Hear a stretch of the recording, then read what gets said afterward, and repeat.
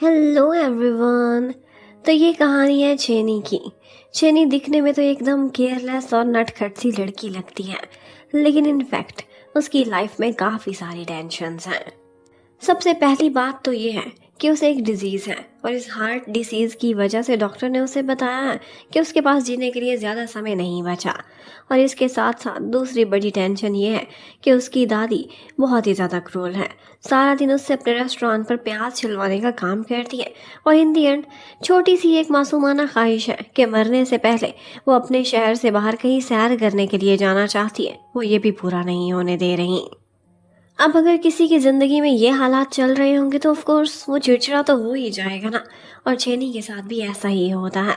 वो बाजार से गुजर रही थी कि यहाँ पर उसे कुछ रिलीजियस लोग मिलते हैं जो उसे कह रहे थे कि तुम भी हमारे ग्रुप को ज्वाइन कर लो, क़यामत आने वाली है। लेकिन उसे तो अपनी किस्मत पर गुस्सा था जो वो उन सब पर निकाल देती है। और फिर उसके बाद एक बच्चे की आइसक्रीम भी छीन कर खा गई थी। अब वो बच्चा रो रहा था तो वहीं से ही गुजरता हुआ हमारा हीरो अंजियोंग उसे देख लेता है और उस बच्चे को लॉलीपॉप देकर चुप कराता है। इसके साथ साथ हम एक डार्क साइड भी दिखाते हैं और वो ये है कि इनके छोटे से शहर में एक ऐसी जगह है कि जहाँ पर कुछ मेडिकल वेस्ट निकल रहा था। एक आदमी गलती से वहाँ पर गिर जाता है और फिर उसकी बॉडी के साथ कुछ अजीब सा हो रहा था। ऐसा लग रहा था कि वो किसी और क्रिएचर में बदल रहा है। और बस इसी के साथ ही सीन शिफ्ट हो जाता है। हम एक कंप्लेंट ऑफिस का सीन दिखाते हैं। यहाँ पर शहर के बहुत सारे लोग आए हुए थे अपनी अपनी कोई ना कोई कंप्लेंट करने के लिए, और यहीं पर यॉन जियोंग भी एक नए वर्कर के तौर पर आज ही ज्वाइनिंग कर रहा था। उन जियोंग के पास सॉन्ग कंप्लेंट करने के लिए आता है। वो हमेशा से बहुत ज़्यादा लड़ाका माना जाता था। छोटी छोटी बातों की कंप्लेंट्स लेकर आता था और गवर्नमेंट एम्प्लॉयज़ से लड़ाई कर लिया करता था। आज उसका सामना उन जियोंग से होता है लेकिन वो उसे शांत करा देता है। एक्चुअली सॉन्ग यहाँ पर उसी कचरा कुंडी की शिकायत करने के लिए आया था कि उसकी वजह से शहर में बहुत बदबू फैल रही है। ये वही जगह थी जो थोड़ी देर पहले हमें सीन में दिखाई गई थी, जहाँ पर एक लैब का वेस्ट आ रहा था। और यहीं पर ही फिरता हुआ हमें एक आदमी दिखाते हैं जो कि पहले कभी इसी लैब में स्वीपर का काम किया करता था। अब ऐसा लग रहा था कि शायद उसका मानसिक संतुलन ठीक नहीं है। वो उन जियोंग के पास बैठता है, उससे कुछ बातें करता है और उसे बताता है कि यहाँ के लोग गायब हो रहे हैं। और फिर थोड़ी ही देर बाद उस स्वीपर के पास वही रिलीजियस प्रीच करती हुई लेडी पहुंचती है, लेकिन उसके साथ कुछ सस्पिशियस किस्म के लोग थे जो वहां पर अपनी सुपर पावर्स दिखाते हैं और उस आदमी को अपने साथ ले जाते हैं। उधर छेनी की आज दादी से लड़ाई हो रही थी। वो बार बार कह रही थी कि मुझे कहीं सैर करने जाने दे, इतना सारा पैसा क्या आपने कब्र में लेकर जाना है। लेकिन दादी कहती थी कि अगर तुमने कहीं जाना है तो खुद कमा के जाओ। और बस छेनी ने तो इतनी लंबी लिस्ट बनाई हुई थी जहाँ जहाँ वो सैर करना चाहती थी। और फिर इन दी एंड उसने बगावत का फैसला कर लिया था। वो चोरी छुपे अपना सूटकेस भरती है और घर से निकलने की तैयारी में थी। यहाँ पर दादी के किचन में काम करने वाला एक वर्कर रोबिन उसे देख लेता है। रोबिन बिल्कुल सीधा साधा गोचू टाइप का इंसान था। वो पूछता है, छेनी तुम्हारे पास पैसा कहाँ से आया? वो कहती है, पैसा बहुत है, मेरे पास है ना 5 करोड़। और इसके साथ ही हमें सॉन्ग को दिखाते हैं। कंप्लेंट ऑफिस में जाकर तो वर्कर से बहुत लड़ता था, लेकिन अपने घर में जाते ही भीगी बिल्ली बन जाता था। उसकी पत्नी के सामने उसकी एक भी नहीं चलती थी, हमेशा डांट खाकर निकाला जाता था। और उसके बाद उसकी बेटी जो कि इस वक्त हाई स्कूल की स्टूडेंट थी, वो भी डैड को देखती थी तो उसे शर्मिंदगी फील होती थी, क्योंकि वो कभी टूटा हुआ स्लीपर पहनकर उसे लेने आ जाया करता था तो कभी रास्ते में गिर जाता था। रोबिन जब अपने घर पर था तो वहीं पर ही सॉन्ग उससे मिलने के लिए आता है। ये दोनों अच्छे फ्रेंड्स थे, दोनों के हालात ख़राब थे और शायद दिल का हाल एक दूसरे को सुना लिया करते थे। जबकि दूसरी तरफ हमें दिखाते हैं कि चेनी तो जाने की तैयारियों में थी और यहाँ पर उसका आमना सामना उन जियोंग से होता है जो उसे कुछ सामान लेते हुए देख लेता है।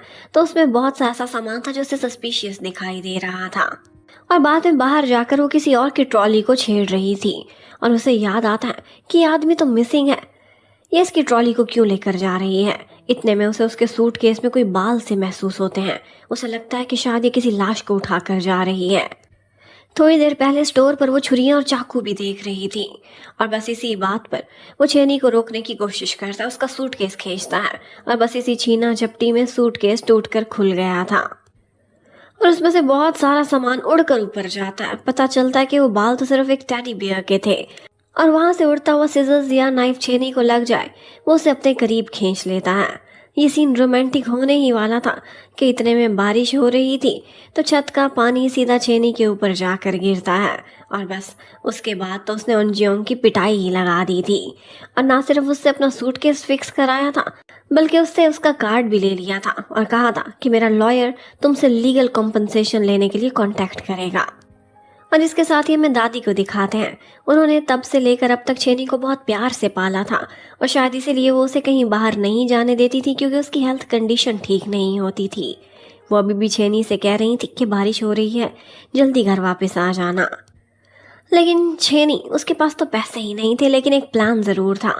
वो रोबिन और सॉन्ग के पास जाती है और उनसे कहने लगती है कि क्या तुम लोगों को अमीर बनना है? 1-1 लाख दूंगी, क्योंकि मेरे पास 5 करोड़ आने वाला है। अब वो लोग तो अपने किसी प्लान पर काम कर रहे थे, जबकि दूसरी तरफ हमें उन जियोंग को दिखाते हैं। उसकी लैंड लेडी हमेशा उससे लड़ती रहती थी।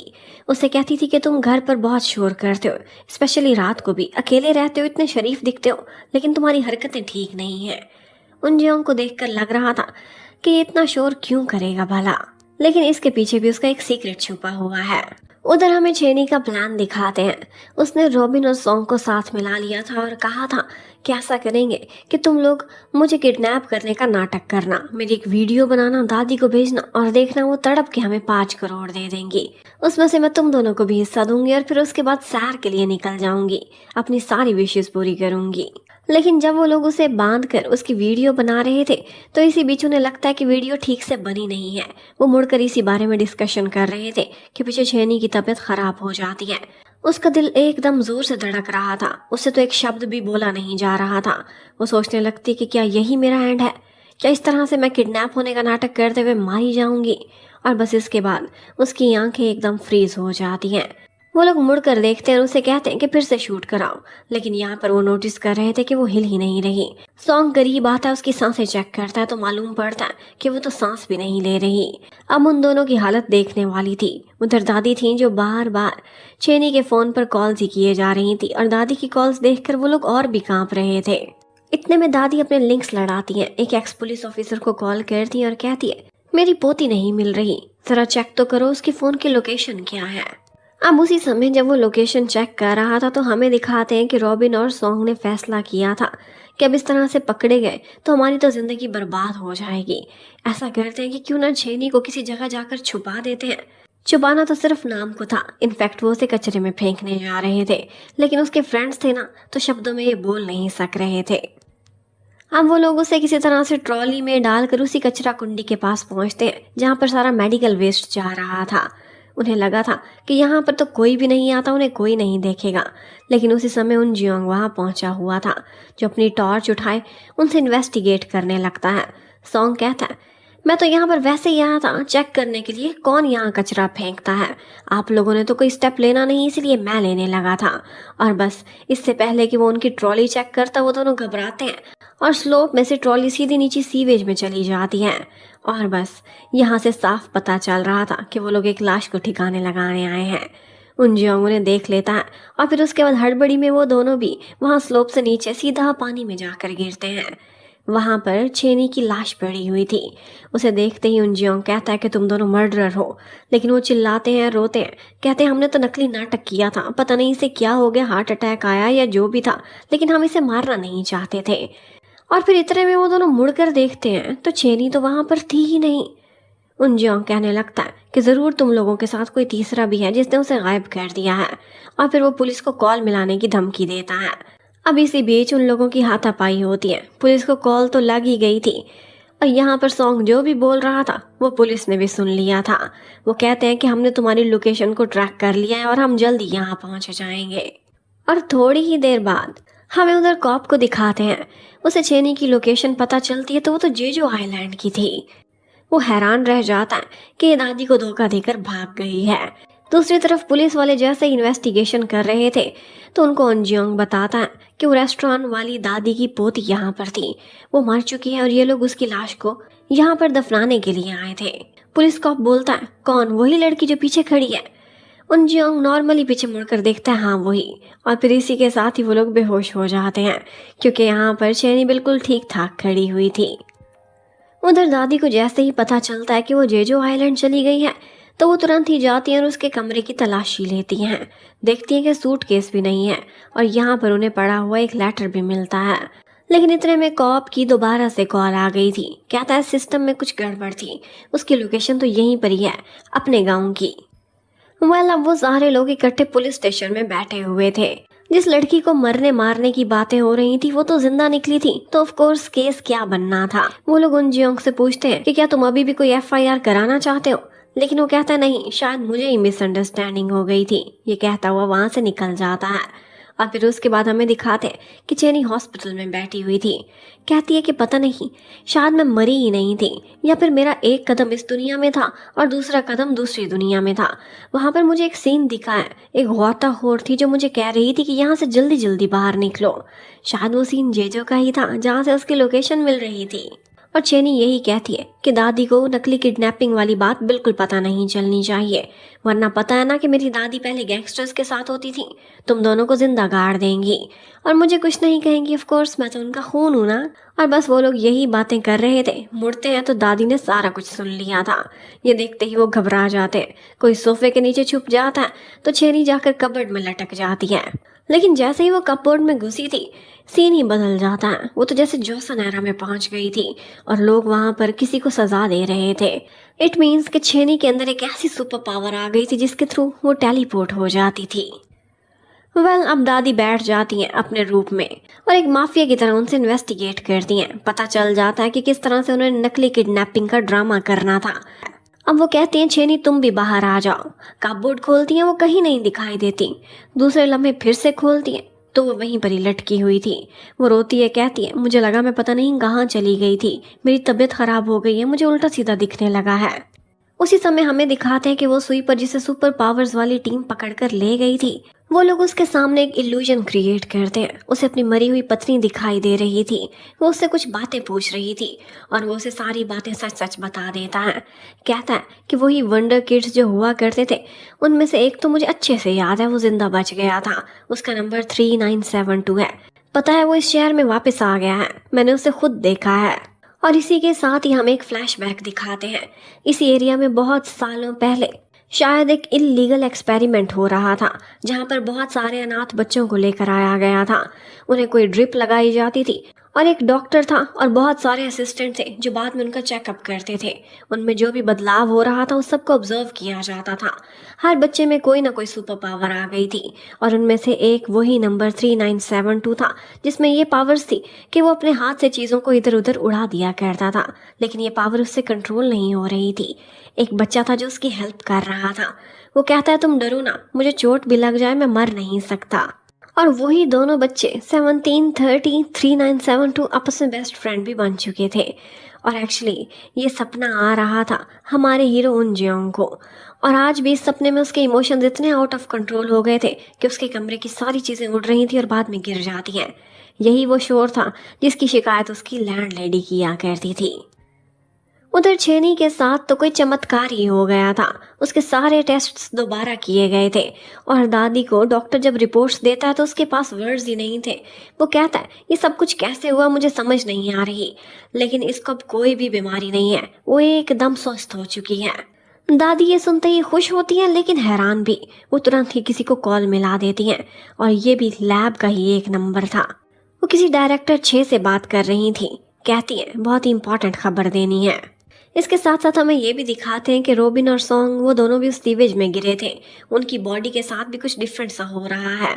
सॉन्ग जहाँ पर भी हाथ रखता था कभी कभार उसका हाथ वहाँ स्टक ही कर जाता था, जबकि रोबिन वो तो चीज़ों को ऐसे नॉर्मली फेंकता था और वो दीवारों में से छेद करती हुई आगे निकल जाती थी। अब छेनी अगले दिन दादी से पूछती है कि डॉक्टर ने मेरे बारे में क्या कहा, कितना समय है मेरे पास। लेकिन दादी कहने लगती हैं बहुत ही खुशी की खबर है, तुम्हारे साथ एक चमत्कार हो गया है।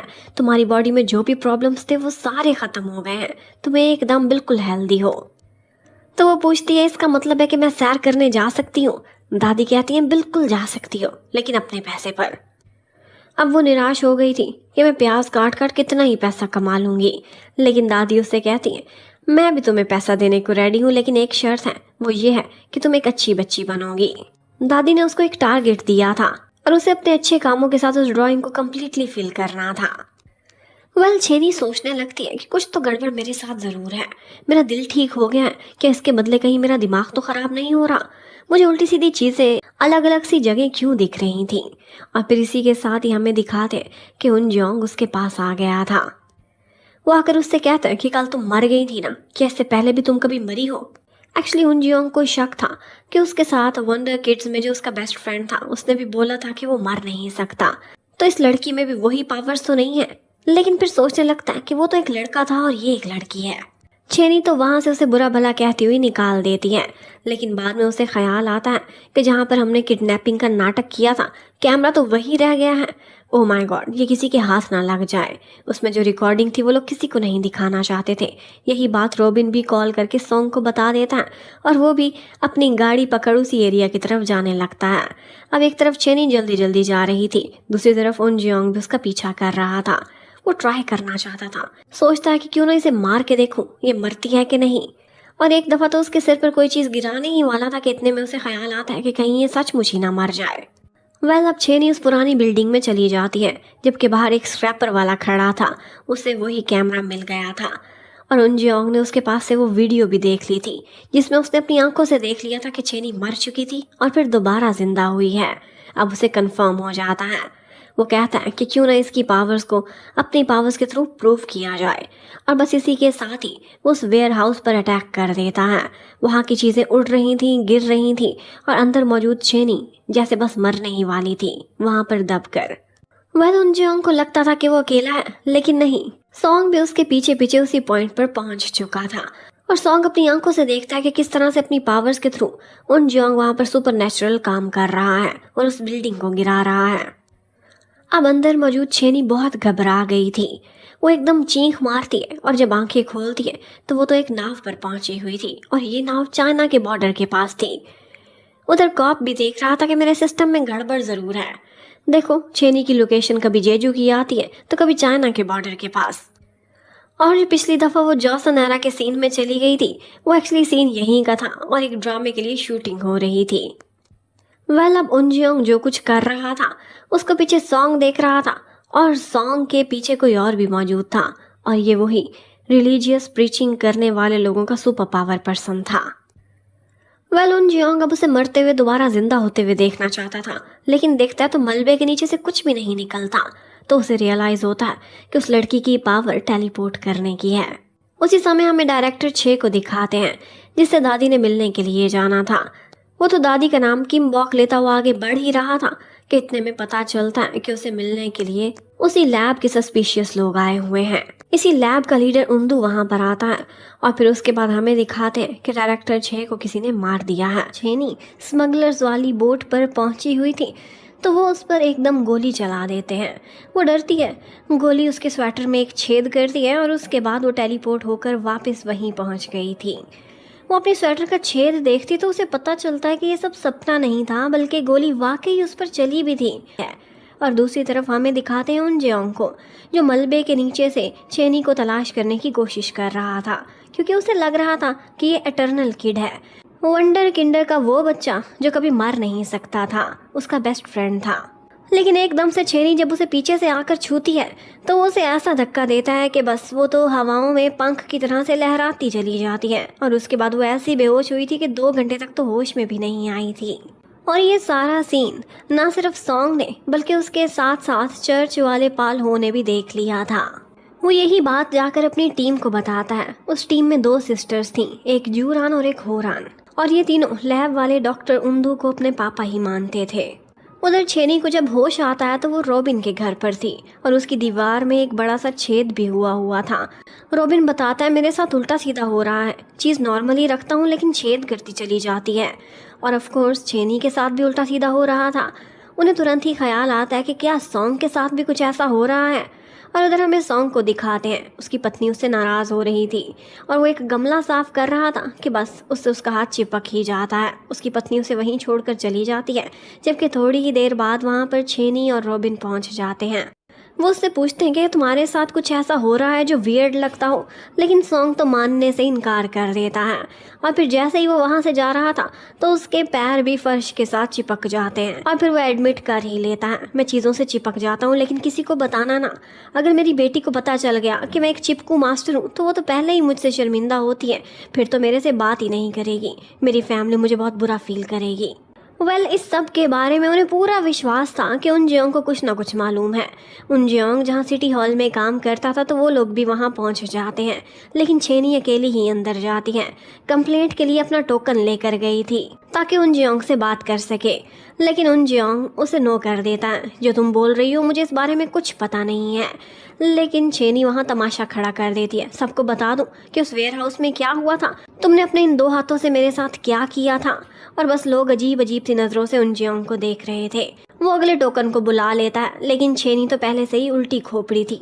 जाती है और एक के बाद दूसरे सारे टोकन खुद ही निकाले जा रही थी और फिर इन टोकन्स का ढेर जाकर उसके डेस्क पर लगाती है और कहती है तुम मेरी बात सुनोगे कि नहीं। लेकिन उन जियोंग ऐसा करता है, अपने सीनियर के पास जाता है और कहता है शहर से बाहर एक काम था ना, क्यों ना वो मैं कर लूँ जाकर। और फिर उसके बाद अपने डेस्क को ऑफ करने का बोर्ड लगाता है और वहाँ से निकल जाता है। लेकिन छेनी और उसकी टीम भी बिल्कुल फारिग थे। उन्होंने वैन में बहुत सारे प्याज भी रखे हुए थे, साथ साथ अपना काम भी करते रहेंगे और उन जियोंग का पीछा भी। उधर दादी किम बॉक को पता चलता है कि डायरेक्टर छे की हत्या कर दी गई है, लेकिन इसको ऐसा रंग दिया था कि जैसे उन्होंने खुद ही खुद को ख़त्म किया हो। और जो नोट मिला था उसमें भी उन्होंने किम बॉक का ही नाम लिखा हुआ था। क्योंकि उनके कोई फैमिली और रिलेटिव्स इस देश में नहीं थे, इसीलिए उन्होंने अपनी फ्रेंड किम बॉक का नाम लिया है। इसके साथ ही हमें वो सीन दिखाते हैं कि जब उन्दो गया था तो डायरेक्टर छे से एक ही बात पूछ रहा था कि मुझे उस एटर्नल किड का पता दो, वो लड़का बड़ा हो गया होगा, किसके पास है। लेकिन डायरेक्टर छे ने बोला था कि ये बात सिर्फ और सिर्फ किम बॉक ही जानती है। और इसके साथ ही हमें एक फ्लैशबैक दिखाते हैं।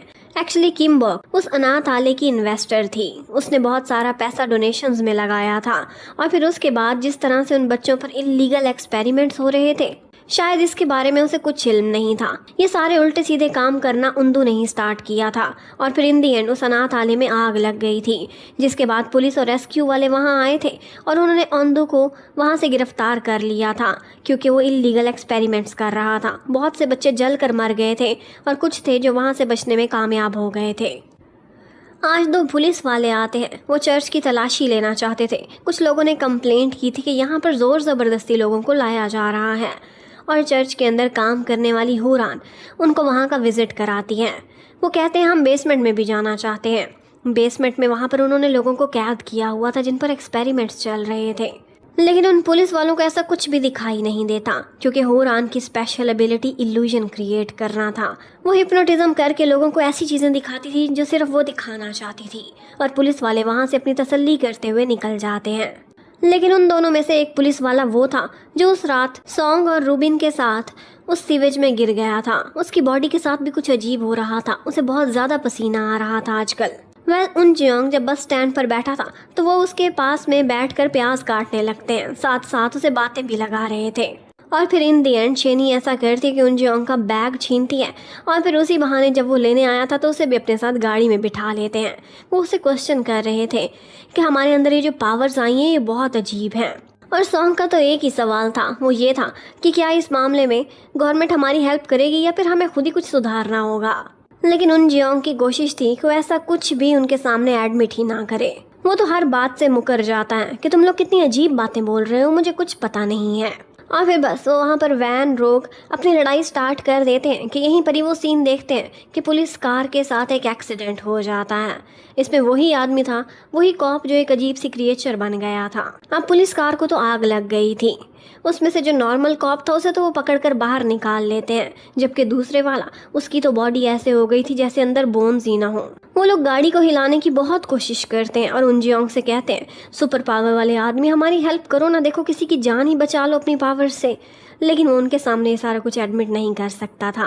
थोड़ा सा हाथ चोरी चोरी हिलाता है और उसके बाद रॉबिन को ऐसा लग रहा था कि ये गाड़ी उसी ने ही उठा ली है। जबकि उधर सॉन्ग गया हुआ था नदी पर पानी लाने के लिए ताकि गाड़ी की आग बुझा सके, लेकिन यहाँ पर भी उसने एक फिश की शक्ल की अजीब सी क्रिएचर देखी थी।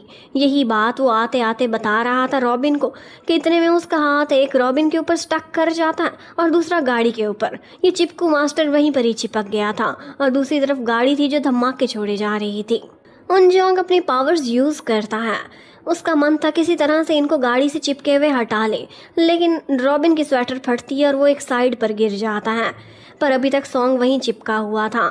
छेनी बहुत परेशान होती है, भाग दौड़ करती है और उसके बाद टेलीपोर्ट हो जाती है। जबकि उधर रॉबिन की पावर्स जाग उठी थी। उसने ना सिर्फ गाड़ी को चीर फाड़ दिया था बल्कि दूसरी गाड़ी को उठाकर दूर फेंक दिया था। अब वो लोग जैसे ही बचते हैं, उनजोंग धमाके वाली गाड़ी को उनसे दूर कर देता है। और जब सारा कुछ हो चुका था तब छेनी एक हथियार उठाती हुई कहीं से वापस टेलीपोर्ट होकर आती है, लेकिन देखती है सब कुछ ठीक है तो बहुत खुश हो जाती है। और आज के दिन से ही उसने उनजोंग को अपना गुरुजी मान लिया था। उससे कहती है कि मैं तो आपकी फ़ैन हो गई। अब जब वो लोग वहाँ से वापस जा रहे थे तो बार बार उनजोंग से कहते थे कि तुम हमारी कुछ तो हेल्प करो। वैसे भी हम सरकार को बताएंगे कि हमने 2 पुलिस वालों की जान बचाई है तो हमें इनाम भी मिल सकता है, हम 4 हिस्सों में बांट लेंगे।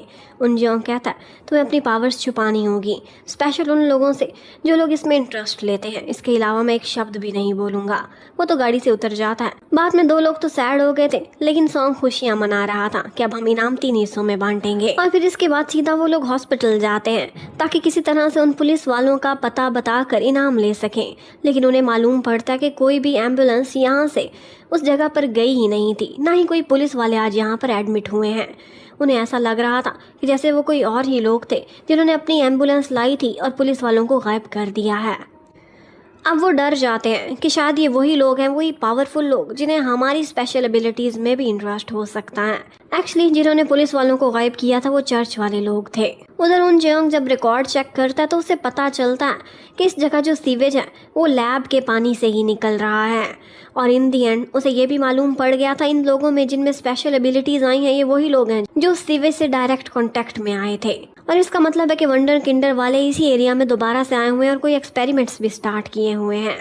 इतने में उनजोंग को तलाश करते हुए पालू वहां पहुंच जाता है। पालू को बचपन से ही उनजोंग से बहुत जेलसी होती थी क्योंकि उनजोंग की पावर्स और उसका सीखना बाकी सारे बच्चों से आगे था। ये दोनों आपस में आर्ग्यू करते हैं। उनजोंग कहता है कि मेरा इस सब से कोई लेना देना नहीं है, मैं सिर्फ एक सरकारी मुलाजिम हूँ और इस शहर में मेरा ट्रांसफर हुआ इसीलिए आया हूँ। तुम लोग जो करते हो मुझे कोई फर्क नहीं पड़ता। लेकिन यहाँ बातों ही बातों में उसे अंदाज़ा हो गया था कि पालू ने बताया है कि यहाँ पर ये लोग कचरा साफ करने के लिए आए हैं। कचरा वो उन लोगों को कहते थे जो कि डिफेक्टेड पार्ट्स कहलाते थे, यानी कि जिनमें ढंग की पावर्स ही नहीं आती थी और या फिर उन्हें पावर संभालनी नहीं आती थी। अब यहाँ पर पार्टीशन का काम जब उनजोंग कर रहा था तो उसके पास वही छेनी पहुँच जाती है और उससे कहने लगती है कि तुम हमारी ट्रेनिंग कब से स्टार्ट करोगे, मुझे बताओ ना मेरे साथ क्या हुआ है। इन सुपर पावर्स के बाद मेरी बीमारी चली गई है, क्या ये सब रिवर्स तो नहीं होगा, मैं फिर से मर तो नहीं जाऊंगी। वो कहता है ऐसा कुछ भी नहीं होगा। और इतने में एक लड़की उसे तलाश करती हुई आ जाती है जो कि उसकी कोलीगी थी और उनजोंग में बहुत इंटरेस्ट रखती थी। साफ लग रहा था कि उसका उनजोंग पर क्रश है। वो उनजोंग को ढूंढती हुई आगे आती है, लेकिन इतने में छेनी तो वहाँ से टेलीपोर्ट हो गई थी। और जाते जाते लड़ाई झगड़े में उनजोंग के फेस पर एक लाल सा निशान भी था जो कि छेनी के थप्पड़ का था। लेकिन वो अपनी कोलीग को कह देता है कि तुम आई हो ना, तुम्हारी वजह से मैं ब्लश कर रहा हूँ, शर्मा रहा हूँ। वो उसे यही कह रही थी कि तुम्हारी जब सफाई मुहिम स्टार्ट होगी, तुमने अपनी टीम बना ली है, मैं तुम्हारी टीम में ही आना चाहती हूँ। वो उसे यस करता है और जल्दी जल्दी वहाँ से भेज देता है। इतने में छेनी कभी आ रही थी कभी जा रही थी, तो ऐसा करता है उसे छत से ही चिपका देता है और फिर उसे नीचे गिराता है। गिरने वाली होती है कि संभाल लेता है। छेनी को उसकी पावर्स इतनी रिमार्केबल लग रही थी कि वो तो उसकी फ़ैन ही हो गई थी। उससे कहने लगती है कि प्लीज़ मेरी ट्रेनिंग कर दो ना, मैंने तुम्हें गुरुजी मान तो लिया है। और बस उसके बाद वो खुशियाँ मनाती हुई वहाँ से निकल जाती है कि मेरी सुपर पावर्स भी मिल गई हैं मुझे और इसके साथ साथ मैं अब मरूंगी भी नहीं। जब वो जा रही थी नाचती गाती हुई तो उनजोंग उसे देखता और उसके फेस पर स्माइल आ जाती है। लेकिन यहाँ पर उसने नोटिस किया था कि पालू छेनी का पीछा करता हुआ जा रहा है। वो छेनी को ख़त्म करने ही वाला था, क्रैश करने की पावर्स थी उसकी कि इतने में पीछे से उनजोंग आता है, उसे धक्का देकर गिरा देता है और उससे कहता है मैं तुम्हारे किसी मामले में दखल नहीं देना चाहता, तुम क्यों लोगों को तंग कर रहे हो। और फिर उसके बाद छेनी को कॉल करता है और कहता है क्या तुम सफाई मुहिम में हमारे साथ आना चाहो? और फिर चेनी को कॉल करके कहता है क्या तुम फ्री हो? वो कहती है यस। उसे लगा था कि ट्रेनिंग के लिए आ रही हूँ, लेकिन वो कहता है सफाई मुहिम के लिए। जो भी था जैसा भी था, चेनी तो बहुत खुश हो जाती है और उसके पास ट्रेनिंग लेने के लिए पहुंच जाती है। दादी उसे कॉल करती है, वो उसके लिए परेशान हो रही थी, लेकिन चेनी ऐसा करती है, उसे कहती है मेरी सरकारी जॉब लग गई है और हाँ ये लो आप ऑफिसर से भी बात कर लो। जियोंग उनको बताता है कि आपकी चेनी हमारे पास है और ये ट्रेनिंग ले रही है। ये नहीं पता था कि सिर्फ सफाई मुहिम के लिए। और आज हमें पता चलता है कि चेनी तो बिल्कुल दादी पर गई है। दादी जैसे ये गुड न्यूज़ सुनती है, वहीं पर ही चेनी की तरह डांस करना स्टार्ट कर देती हैं। खुशी खुशी रेस्टोरेंट वापस पहुंचती हैं, लेकिन आगे जाकर देखती हैं तो ओंदू अपनी टीम के साथ वहां बैठा हुआ था। ओंदू की टीम में जूरान और हुरान थी। जूरान को कम सुनता था और जैसे ही ओंदू ने उसकी सुनने में हेल्प की थी तो वो तब से उसे अपना मोहसिन मानने लगी थी। और इन दी एंड जब अनाथालय में आग लग गई थी तो यही तीन थे जिसने अपने मास्टर की जान बचाई थी। वो उसे पापा पापा बोलते थे और पापा ने उनसे वादा लिया था कि तुम लोग एक जगह जाकर अपनी पावर्स को छुपा कर खुद भी छुपे रहना। मैं वादा करता हूँ ज़रूर वापस आऊँगा। ओंदू तो जेल में चला गया था, लेकिन 20 साल गुजारने के बाद वो फाइनली वापस निकला था और उसने अपनी टीम को तलाश भी कर लिया था। अब ये सारा कुछ रीस्टार्ट करने के लिए उसे वही एटर्नल बच्चा चाहिए था। शायद उसी के ही ब्लड या प्लाज्मा में से ये सारा कुछ निकलता था जिस पर वो एक्सपेरिमेंट्स करते थे। वो लोग किम बॉक को बहुत टॉर्चर करते हैं अपनी सुपर पावर्स के थ्रू, लेकिन वो कोई भी नाम नहीं लेती, बल्कि कहती है कि वो लड़का मर चुका है। और इसके साथ ही हमें दिखाते हैं कि उन जियोंग को भी सपना आ रहा है। उस छोटे से बच्चे जो कि एटर्नल था, उस पर ये लोग बहुत एक्सपेरिमेंट करते थे, उसे मारते थे फिर जिंदा करते थे और उसे बहुत तकलीफ झेलनी पड़ती थी। उन जियोंग उसके लिए बहुत दर्द फील करता था और उससे अपनी पावर्स जब आउट ऑफ कंट्रोल हुई थी तो तभी लैब में कुछ ऐसी चीज़ें हुई थी कि एक्सप्लोजन होकर ब्लास्ट हो गया था। और बस इसी ब्लास्ट के बाद कुछ बच्चे वहाँ से मर गए थे, कुछ मरकर आज़ाद हुए थे तो कुछ वाकई पुलिस वालों ने पकड़कर आज़ाद कराए थे। अब नेक्स्ट डे उनजियोंग हैरान रह जाता है। सफाई मुहिम में चर्च वाले भी आए हुए हैं और ये मेयर का ऑर्डर था तो कोई कुछ भी नहीं कह सकता था। और चर्च वाले कह रहे थे कि हम तो कचरा साफ करने के लिए आए हैं। और ये शब्द तो बिल्कुल कल वाले पाल्हो वाले शब्द जैसे थे। तो ऐसा करता है कि चेनी रॉबिन और सॉन्ग को एक साइड पर ले जाता है और कहता है कि खतरा है और हाँ अगर तुम लोगों ने अपनी पावर्स को पहचानना है तो इस कमरे में बंद हो जाओ और यहाँ जाकर फोकस करो कि पावर्स कैसे आती हैं, कैसे जाती हैं, कैसे कंट्रोल करना है। पहले तो उन लोगों को कुछ समझ नहीं आ रही थी, लेकिन फिर वो सोचते हैं कि शायद गुरुजी हमारी ट्रेनिंग करना चाहते हैं, हमें डिसिप्लिन दे रहे हैं, इसीलिए ये कर रहे हैं। जबकि उधर दादी के पास वही डिटेक्टिव जुनमू आता है। वो उनसे कहता है कि कैमरों की फुटेज तो किसी ने खत्म कर दी है, लेकिन सिर्फ एक ही फुटेज रह गई है। और उस फुटेज में वो देखते हैं कि जब कल चेनी बाहर खड़ी जश्न मना रही थी तो उसी टाइम पर उंदू की टीम वहां से जा रही थी। वो लोग मुड़ते हैं और पाल्हो जैसे ही चेनी को क्रश करके खत्म करने वाला था तो वो वहां से टेलीपोर्ट हो जाती है। दादी तो ये देखते ही हैरान रह जाती हैं। जुनमू उनको अपनी कोई बातें और भी बताने वाला था कि इतने में दादी कॉल मिलाती हैं और पता चलता है कि सामने जुनमू नहीं है बल्कि ये हुरान थी जो कि जुनमू का रूप लेकर वहां पहुंची हुई थी। और दादी कॉल पर असली जुनमू से बात कर रही थी। दादी कहती हैं कि जुनमू ने कभी भी मुझे मिस किम नहीं बोला था, बल्कि वो मुझे दादी का नाम लेता था। और हुरान अपनी असली रूप में आ जाती है और कहने लगती है यही छोटी छोटी गलतियां हैं जो मैं अक्सर कर जाती हूँ और पकड़ी जाती हूँ। और फिर कहने लगती है कि तुम्हें शायद मेरी पावर्स का अंदाज़ा नहीं है, मैं तुम्हें हेल का मज़ा चखा सकती हूँ। और वो ऐसा इल्यूजन क्रिएट करती है कि जैसे दादी के इर्द गिर्द हर जगह आग लगी हुई है। वो दादी को कह रही थी कि तुमने सिर्फ उस बच्चे को बचाया था जो एटर्नल किड था, तुम्हारे काम आ सकता था, हम सबको जलने के लिए वहाँ पर छोड़ दिया। और दादी कहने लगती है कि मेरे बारे में ये गलत बात है तुम्हें उंदू ने बताई है जिसे तुम पापा कहते हो। हकीकत ये नहीं है, वो तुम लोगों का यूज़ कर रहा है, हर गलत काम उसने किया था, मैंने तो सिर्फ भलाई के लिए तुम सबके सिर पर हाथ रखा था। और हाँ ये ना समझो कि मेरे लिए ये सारा कुछ अच्छा है, मैं 20 साल जैसे नर्क में ही गुजार कर आई हूँ।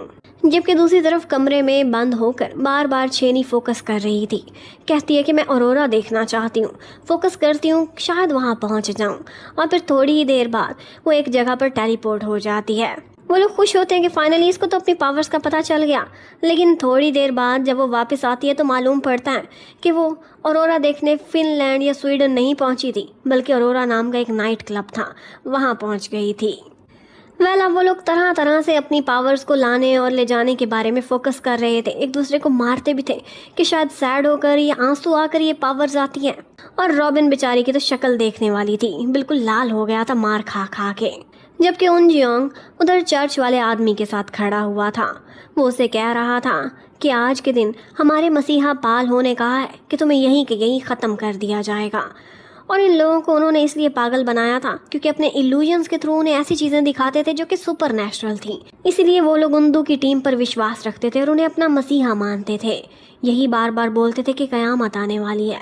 और बस इतने में गाड़ियाँ उड़ने लगती हैं। ये पालो था जो अपनी पावर्स दिखा रहा था। और बस इसके साथ ही कि उन जियोंग सबसे पहले स्मैश किया जाता, वो हट जाता है और वही जो पहले मुस्कुरा रहा था उस गाड़ी के नीचे दबकर मर चुका था। जबकि उधर हमें दिखाते हैं कि सॉन्ग तो छत से ही चिपक गया था। जबकि चेनी बार बार कोशिश कर रही थी कि किसी तरह ऑरोरा देखने चली जाए। वो कहती है कि मैं तो गुरुजी को इम्प्रेस करना चाहती हूँ। और बस ऐसे ही गुरुजी कहती हुई वो वहाँ से कहीं टेलीपोर्ट हो जाती है और पहुंची वहाँ थी जहाँ गुरुजी इस वक्त गाड़ियाँ उड़ा रहे थे और जगह जगह धमाके हो रहे थे। इतने में एक गाड़ी चेनी के ऊपर आकर गिरने वाली थी कि वो वहाँ से वापस उसी जगह टेलीपोर्ट हो जाती है। रॉबिन को कॉलर से पकड़ती है। गुरुजी मुसीबत में है, हमें कुछ करना होगा। और बस इसी के साथ ही रॉबिन को भी अपने साथ मुसीबत में धकेलती हुई वापस गुरुजी के पास टेलीपोर्ट हो चुकी थी। अब वो इन दोनों का हाथ पकड़ती है और कहती है गुरुजी मैं आपकी सुरक्षा करूंगी। बहुत फोकस करती है लेकिन टेलीपोर्ट ही नहीं हो पा रही थी। इतने में पाल हु अपनी सारी पावर्स को इकट्ठा करता है और वहाँ का पूरा ट्रैश उठाकर वो इन्हीं के ऊपर फेंकने वाला था कि इतने में उन जियोंग के सामने चेनी आ जाती है। वो सारे जख्म खुद के ऊपर ले लेती है। वो बुरी तरह से जख्मी हो गई थी और उनका हमेशा के लिए किस्सा ख़त्म करने के लिए पालो एक और गाड़ी फेंकता है, लेकिन वो गाड़ी रॉबिन ने पकड़ ली थी। उसकी पावर्स एकदम से आ गई थी। वो उठा कर चीज़ों को इधर उधर फेंक रहा था और हैरान हो रहा था कि ये सब मैंने कैसे किया। जबकि उधर चेनी वो तो टेलीपोर्ट हो गई थी और अपने साथ साथ उसने उन जियोंग को भी लिया हुआ था। वो बहुत बुरी तरह से घायल थी लेकिन फिर भी स्माइल कर रही थी। कहती है ये अरोरा का नज़ारा कितना सुंदर है, फाइनली मैं पहली दफ़ा कोरिया से बाहर निकली हूँ। और उन जियोंग बस हैरान हो रहा था कि इसकी इतनी ब्लीडिंग हो रही है, ये बच भी पाएगी कि नहीं। और इतने में अरोरा देखते देखते ही उसकी आंखें बंद हो जाती हैं। अब चेनी इस दुनिया से जा चुकी थी। जबकि दूसरी तरफ हमें दिखाते हैं कि पालहू देखता है रॉबिन को और उससे कहने लगता है कि तुम एक डिफेक्टिव प्रोडक्ट हो। उसे लग रहा था कि ये सीवेज से कांटेक्ट में आया है और इसकी कुछ पावर्स बाहर निकल आई हैं। वो चाहता था कि इसे स्मैश करके ख़त्म कर दे, लेकिन रॉबिन के ऊपर कोई पावर काम नहीं कर रही थी। इर्द गिर्द की हर चीज़ स्मैश हो रही थी। पर रॉबिन खड़ा हुआ था और उसे लग रहा था कि पालो तालियां बजा रहा है तो मुझे भी उसका साथ देना चाहिए। यहाँ पर पालो को अंदाज़ा होता है कि ये डिफेक्टिव प्रोडक्ट नहीं बल्कि बहुत ही काम की चीज़ है जो शायद उससे भी ज़्यादा पावरफुल है। जबकि उधर जुनमू चेनी की लोकेशन तलाश करते हुए पहुंच गया था उसी जगह पर जहां पर छत से चिपका हुआ सॉन्ग पड़ा हुआ था और वो आते ही जुनमू के ऊपर गिर जाता है और अब की बार यहाँ फर्श से ही चिपक गया था। उधर उन जियोंग रो रहा था, बार बार CPR देकर कोशिश कर रहा था कि चेनी को जगा सके, लेकिन थोड़ी ही देर बाद चेनी फिर से जागकर बैठ जाती है। वो जिंदा हो गई थी। इसका मतलब है कि वो एटर्नल लड़का जिसे हर कोई तलाश कर रहा था वो लड़का नहीं बल्कि लड़की थी और वो चेनी ही थी। जियोंग की नज़रों के सामने चेनी मरती है और फिर से जिंदा भी हो जाती है। इससे पता चला था कि वो वही एटर्नल किड है, लेकिन वो एग्जैक्टली वही नहीं थी बल्कि उसके दिल का ऑपरेशन हुआ था। और यहाँ से कुछ बातों का अंदाज़ा उन जियोंग ने लगा लिया था। अब सीन शिफ्ट होता है और हमें दिखाते हैं कि पाल हो को बहुत सारे साइड इफ़ेक्ट्स का सामना करना पड़ता है। जब भी वो अपने पावर्स का ओवर यूज़ करता था तो उसे पेन से गुजरना पड़ रहा था और इसी वजह से वो काफ़ी दिक्कत में था। हुरान उसका मजाक उड़ाती है और कहती है कि उस 3972 को तुम नीचा दिखाने के लिए ये सारा कुछ कर रहे हो ना, ऐसे ना करो, मैं उसकी साइड लूँगी क्योंकि वो काफ़ी हैंडसम है। और इसके साथ ही उसे बचपन की यादें आने लगती हैं। 3972 जिस केबिन में हुआ करता था, हुरान वहाँ से गुजरते हुए कुछ ऐसा इल्यूजन क्रिएट करती थी कि उसके फेस पर स्माइल आ जाया करती थी और ऐसा लग रहा था कि जैसे बचपन से ही हुरान को उन जियोंग पर क्रश रहा था। उधर चेनी तो अपने सुपर पावर्स की वजह से एकदम ठीक हो गई थी और अपने साथ साथ उन जियोंग को भी अरोरा वाले पॉइंट से वापस ले आती है। अब वो लोग इसकी केयर करते हैं और यहाँ पर वो ये भी देखते हैं कि उन जियोंग के शरीर पर बहुत ज़्यादा घाव के निशान भी थे। ये देखते ही चेनी को उस पर दया आने लगती है। अब एक दफ़ा जब वो उसकी केयर कर रही थी तो उन जियोंग एक बुरा सा सपना देख रहा था वो सपने में जैसे अपनी माँ को देख रहा था और अपनी माँ को रोकने की कोशिश कर रहा था। और जब भी उसके इमोशंस आउट ऑफ कंट्रोल होते थे तो वहाँ की चीज़ें उड़ने लगती थीं। आज भी यही कुछ होता है।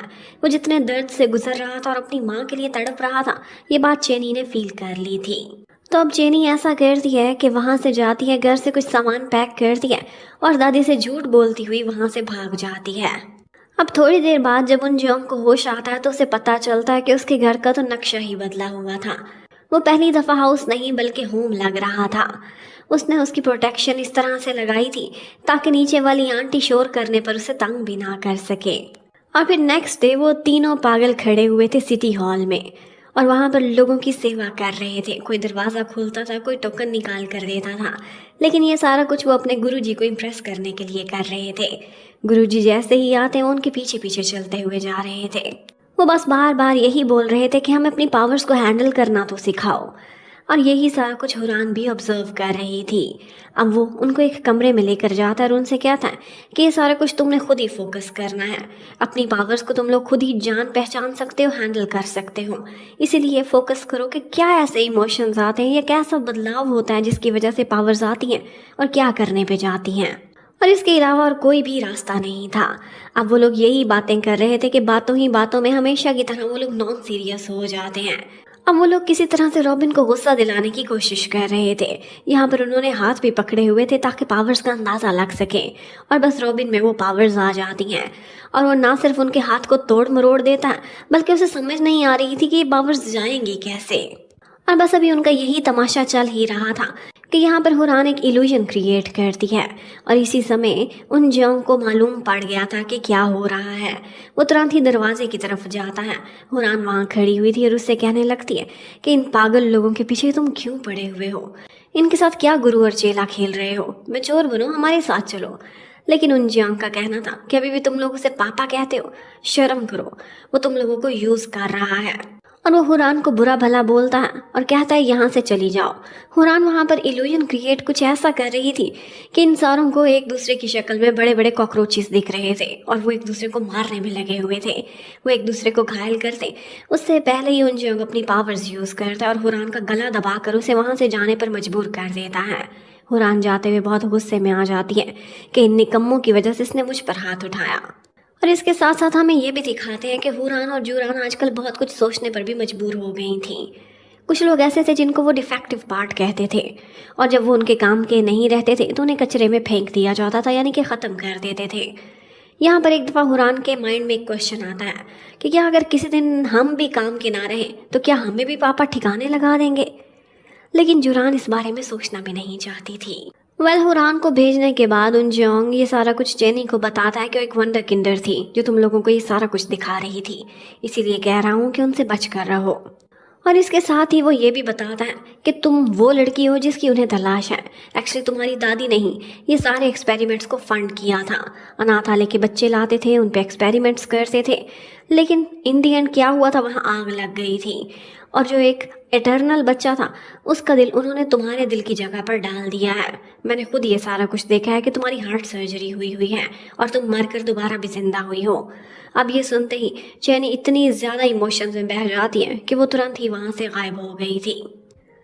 अब वो सीधी घर जाती है, अपनी और दादी की फ़ोटोज़ देखती है और उनसे यही क्वेश्चन करती है, दादी मुझे सच सच बताओ, क्या लोग झूठ बोल रहे हैं ना, क्या मैंने किसी का दिल नहीं चुराया ना।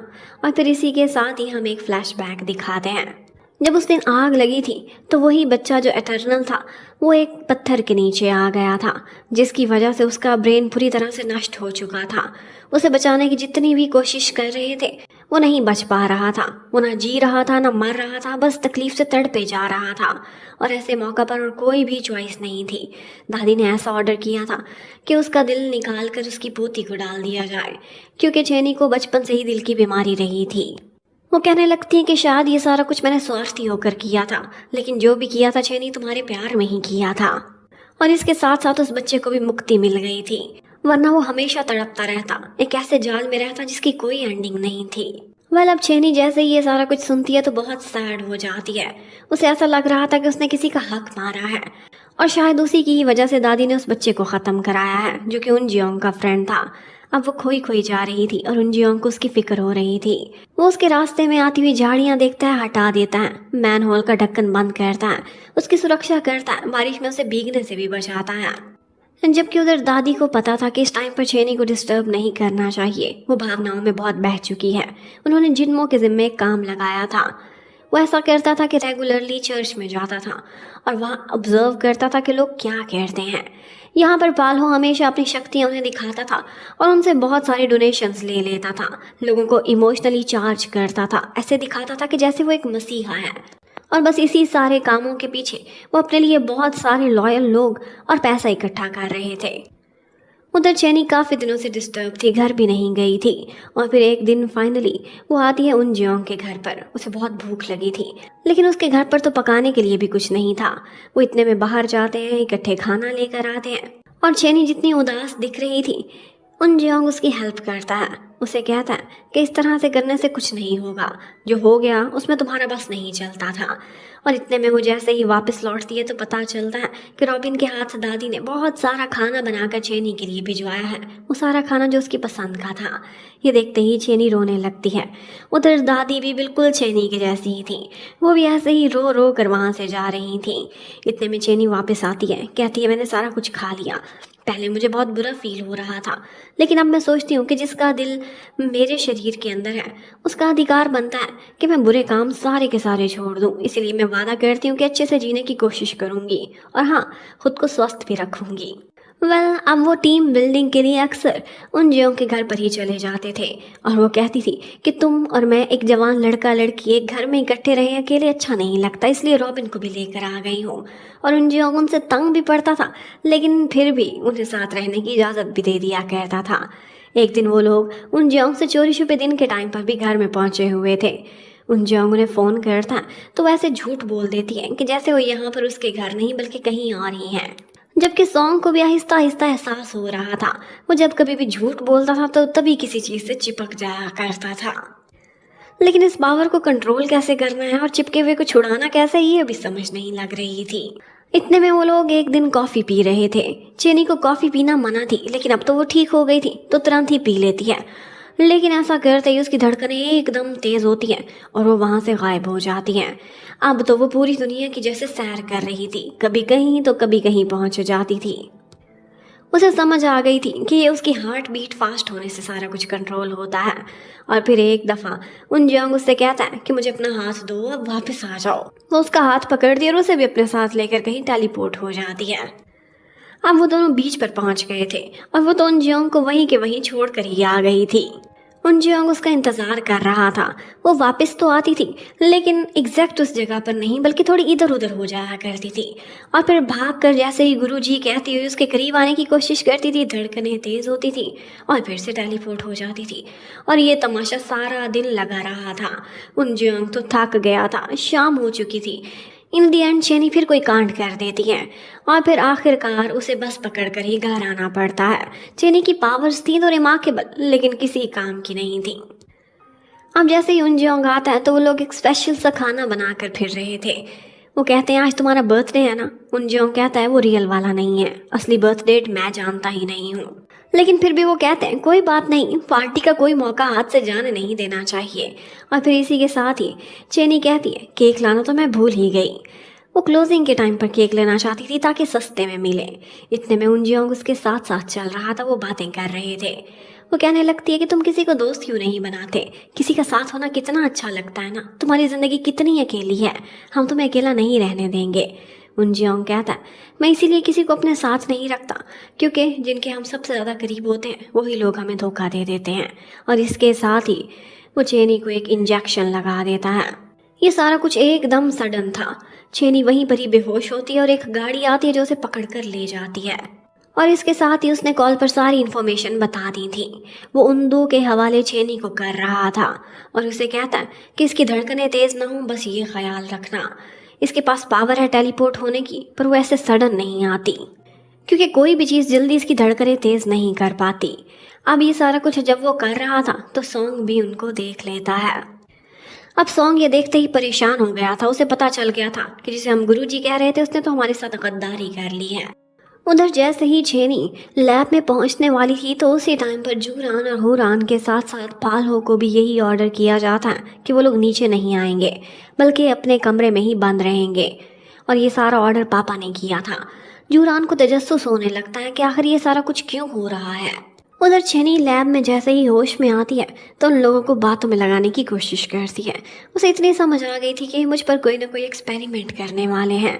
और यहीं पर ही उसका हाथ जब अपनी जेब में पड़ता है तो वहाँ पर कुछ कॉफ़ी के पैकेट्स थे। वो तुरंत ही कॉफ़ी पीती है और इसके साथ ही उसकी धड़कनें तेज़ हुई थी। वो टेलीपोर्ट हो चुकी थी। उधर उन जियांग ने ओंदू के हवाले जब छेनी को किया था तो उसके बदले उससे एक फ़ाइल ली थी और इस फाइल में उसका सारा रिकॉर्ड था। वो ये जानना चाहता था कि उसका असली नाम क्या है, वो कहाँ का है, उसके माता पिता कौन है। और जो सपनों में उसे अपनी माँ दिखाई देती है वो उससे मिलना चाहता था, जिसकी उसने सिर्फ और सिर्फ एक परछाई ही देखी थी। एक्सपेरिमेंट्स के बीच उसे अपनी सारी यादें भूल चुकी थी। इतने में छेनी उसके पास आती है और कहती है, गुरुजी तुमने मुझे धोखा दिया। तुम कैसे बुरे इंसान हो, तुम्हें ये कहना तो चाहती हूँ, लेकिन फिर भी मुझे पता चल गया है कि बेहोश होते हुए तुमने ही मेरी पॉकेट में कॉफ़ी के पैक्स रखे थे। मुझे बचाना भी चाहते हो और उनको दे भी रहे हो। तुम स्वार्थी भी हो, अच्छे भी हो, तुम्हारे दोनों रूप हैं। और बस यही कहती हुई वो रोती हुई वहाँ से ऐसे टेलीपोर्ट होती है कि उसका एक आंसू उन जियांग की गाल पर ही रह गया था। और इसके साथ ही जैसे ही वो वहाँ पहुँची थी वो कोई एक्शन ले पाती, ओंदू उसे बेहोश कर देता है। और जब उसकी आंख खुली थी तो पता चला था कि वो लोग जल्द ही उसका ऑपरेशन करके वो दिल निकालने वाले हैं, ये कहकर कि तुम्हारा इस दिल पर अधिकार नहीं है। उधर सॉन्ग पहले तो सोचता है कि अपनी फैमिली को लेकर कहीं गायब ही हो जाए, लेकिन उसकी पत्नी उससे कभी खुश नहीं रहती थी। कहने लगती है कि मुझे फूलों का बहुत बड़ा ऑर्डर आया है चर्च से, मैं वो पूरा करूंगी तभी कहीं जा पाऊंगी। सॉन्ग का कहना था चर्च वालों से दूर रहो, वो डेंजरस लोग हैं, पर वो कहाँ उसकी सुनती थी। उधर हमें जूरान को दिखाते हैं, वो कैमरास के थ्रू छेनी से कांटेक्ट कर रही थी, उससे कोई बात करने की कोशिश कर रही थी अपनी पावर्स के थ्रू। जबकि उधर दादी ने भी अब एक्शन लेने का फैसला कर लिया था। उन्हें लगता था कि वो हाथ पर हाथ धर के नहीं बैठ सकती।